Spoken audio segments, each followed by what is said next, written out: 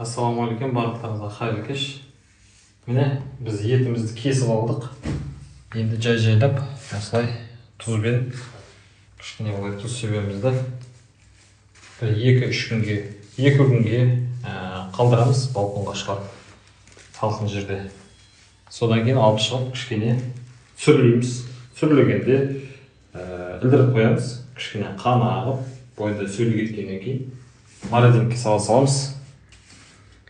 Дәмі енді бұның керемет болады. Біз жылда осылай жасаймыз. Жылқы етін, түйе етін.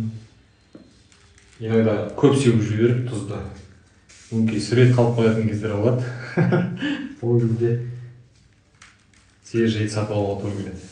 Бірақ енді дәмі керемет енді. Кезінде анам марқұм осылай жасайтын. Давайте, егер қалай жасау керектігін сұрауларыңыз келсе, білгілеріңіз келсе, рецепт керек болса жазыңыздар комментарияға. Лайк басып, кішкене қолдап қойыңыздар. Мен енді бастап келе жатқан блогермін ғой. Бұйыртса қолдауларыңызды күтемін. Сәттілік барлығыңызға.